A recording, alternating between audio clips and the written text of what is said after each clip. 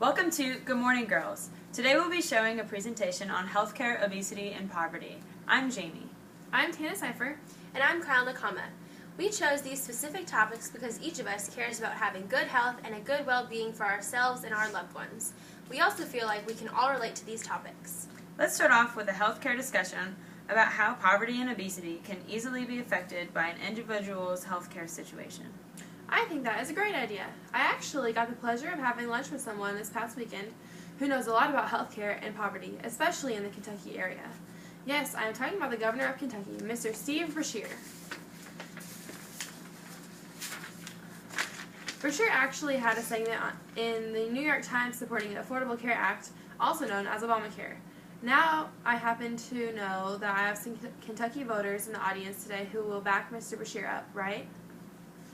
Yeah, so Tana, what did Mr. Beshear have to say? Well, Mr. Beshear was able to clear up a lot of facts for me about the hot topic in today's headlines. Great. I'm just trying to understand this whole healthcare frenzy everyone's buzzing about. I know he knows a lot about the new Affordable Care Act, right? Yes, we could agree he knows a decent amount about it. When looking at healthcare, it is clear that Beshear is in favor of Obamacare Act, right? Yes, Beshear believes that the Affordable Care Act, or the ACA, is the best thing for Kentucky. As a matter of fact, over 600,000 people, which is almost 1 in 6 Kentuckians, are uninsured. There is a reality that jeopardizes their health and financial security. However, because the ACA, about half of Kentucky's uninsured will soon qualify for Medicaid, and others will be able to access quality insurance. So what other benefits does the ACA consist of? Well, some benefits that Beshear thinks are really important to everyone to know are that Obamacare allows young people to stay on their parents' insurance until the age of 26. The ACA also stops insurance companies from dropping you when you become sick, prevent gender discrimination, stop companies from making unjustified rate hikes, and requires companies to cover people with pre-existing conditions. There are plenty of benefits to reap from Obamacare or the ACA. Okay, I have a question about younger people in the U.S. I don't see healthcare as being at the top of their to-do list. What are some benefits that will draw younger people into healthcare discussion? Well, as mentioned before, all children can stay on their parents' insurance until the age of 26. That is a big benefit for them. Actually, up to 82% of nearly 16 uninsured young adults will qualify for cost assistance or Medicaid through the Obamacare marketplace. So if anything, most of them will qualify for Medicaid. I have another question. Do you think that healthcare could possibly affect the obesity issues seen in many Americans today? And along with that, do you think the U.S. poverty rate is also affected by this huge healthcare talk? I think that is a definite yes to both of those questions. Obesity and poverty are both huge matters that many politicians bypass.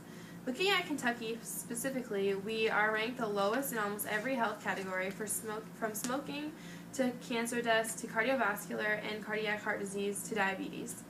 However, because the ACA bars arbitrarily dropping coverage if you get sick, many Kentuckians can apply for health coverage, get assistance, and be treated for health issues they previously had. So why don't the remaining 15% of Americans have healthcare coverage? Well, this is because the high cost of insurance and job loss, since most people are insured through their employer's insurance. These people become part of our poverty rate. Because their income level is so low and they cannot afford health coverage, they cannot even afford essentials like fruits and vegetables or milk for their babies. Instead, they are settling for the dollar burger or Mountain Dew for their infants to drink. Yes, it is all like a revolving door. Healthcare, poverty, and obesity all affect each other. Wow, that is amazing how it all connects like that. Special thanks to Mr. Beshear, who helped us all learn a little more about the health care frenzy. But there are many people who would like to see Obamacare repealed. But if Obamacare is repealed, tens of millions of Americans will be without proper health coverage, and insurance companies will continue to deny coverage for pre-existing conditions. Without healthcare reform, Americans will continue to suffer the consequences of a healthcare system controlled by for-profit companies whose bottom line is money and not health. Just keep that in mind, America. Now we will take a break and return with another interesting topic, and you'll be surprised to see how perfectly it ties in with healthcare. Welcome back to Good Morning Girls. Next up on today's edition of Healthy Lifestyle Week is a discussion about eating right and fighting obesity. According to the Centers for disease control and prevention, more than 1/3 of U.S. adults are obese, and 23.9 million children are overweight or obese. These numbers are way too high, but continue to multiply each year. Let's take a look at the facts and a simple way to promote healthy lifestyle. Eating right is one step in leading a healthy lifestyle. It has been reported that 90% of Americans visit McDonald's each month, and French fries are the most eaten vegetable in the country. Filmmaker Morgan Spurlock took part in an eye-opening 2004 documentary called Super Size Me, in which he documented a 30-day period of eating McDonald's meals 3 times a day. His results were quite dramatic, however, the general public seems to not have taken notice. Fast food consumption is increasingly adding to the obesity epidemic that is widespread throughout the country. Wow, epidemic is a pretty strong word to describe the situation. What kind of numbers are we talking about? Well, according to the American Heart Association, 154.7 million adults aged 20 or older are overweight or obese. Over the past 30 years or so, we have seen these numbers double. If this growth rate continues, healthcare costs that are attributed to obesity could reach a high as $957 billion by 2030. What kind of healthcare problems are we currently seeing in America as a result of obesity? There are several healthcare risks that are multiplied when someone is overweight or obese. These include cardiovascular disease, like heart disease and stroke, type 2 diabetes, arthritis, some forms of cancer, and premature death or severe disabilities.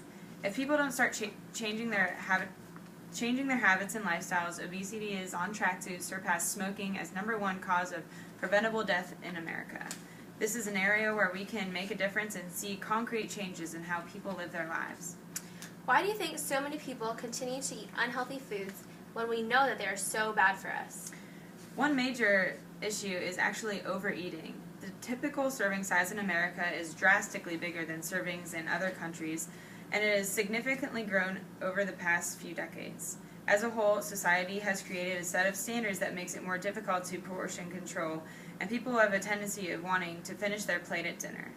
Eating less processed foods and more fruits and vegetables is a simple step in the right direction. Another issue I found quite interesting was that healthy foods are generally more expensive. Again, society isn't making it any easier for people to get in shape and live a healthy lifestyle if preservative-free foods are out of their budgets. Many reports have come to the conclusion that there is actually a correlation between being overweight coming from a low-income family. Moving on to our next topic, a common myth that exists is that the majority of low-income people are far more likely to be obese. According to the Wall Street Journal, more than 33% of adults who earn less than $15,000 per year are obese, compared to the 26.4% of those who earn at least $50,000 per year. Many people don't know that the relationship between income and weight can vary by gender, race, ethnicity, and age. Some reasons that may link obesity and poverty together are the cost of food and the lack of jobs. Food that has more fat and preservatives costs less compared to organic or healthier foods. On top of that, people have been losing their jobs since 2008 because of the bad economy. It is a shame that healthy food are just so expensive. It is. Have you seen Diane Sawyer's documentary about Appalachian trends? Yes, Diane Sawyer, who is originally from Kentucky, did a report on poverty in the Appalachian region of America. She interviewed many children who were lucky to get food, but with their parents' food stamps ran out. There was nothing left. Yeah, and many of these food stamps were used to buy soda since it could be cheaper than bottled water. So-called Mountain Dew mouth has become a trend in Appalachia. Some parents have been reported to fill their babies' bottles with soda rather than milk because it is cheaper. The sugar and acid erosion from the soda causes bad health conditions to not only their body weight but also their dental care. According to several websites, about 26% of preschoolers have tooth decay, and 15% of 18 to 24-year-olds have also had a tooth extracted because of decay or erosion. Diane Sawyer continues the report with families who are dealing with drug addiction and the lack of jobs in the area. Many kids immediately go into the coal mines right after they graduate high school. Some just settle with working in fast food restaurants and do not even try to attend college, which can result in a lower income when they are adults and have their own family. Over the past few decades, obesity has increased across the country. As you can see on the map, the redder that obesity percentage has increased. Now, we will all discuss why we're exercising and eating healthy is important in order to avoid obesity. For those of you who are obese, I will discuss with you what types of exercises you should do to help lose weight. Exercising is very important. Exercise controls weight. Exercise combats health conditions and diseases. Exercise improves mood. Exercise boosts energy. Exercise promotes better sleep. And exercise can be fun. For those people who are trying to change their lifestyle, it is important to start exercising at a moderate pace. A person who just starts to work out should start taking at least 20 minutes out of their day to walk. Then they can start advancing their total minutes of daily workouts. 60 minutes is the average amount of time an individual should devote to physical activities. It is dangerous for people who are not used to working out to start with a vigorous workout regimen. This can lead to high blood pressure, which in turn can lead to a stroke or a heart attack. It is advised that you should see your physician if you are overweight or obese. After seeing a physician, start off with slow workouts like stretching or walking. Then once you get comfortable with your workouts, you can then progress in increments by adding in endurance and strengthening activities. Hiking, walking, and stretching are all great examples. Water aerobics and swimming are also a highly recommended activity because all muscles of the body are worked out and more fat is burned. Simple things like chores around the house serve as a great starting point as well. Along with staying physically active, eating healthy is another key element to staying in shape. Try avoiding eating after 7, and people should also talk to their physician about changing their diet. Thanks for watching. Good morning, girls!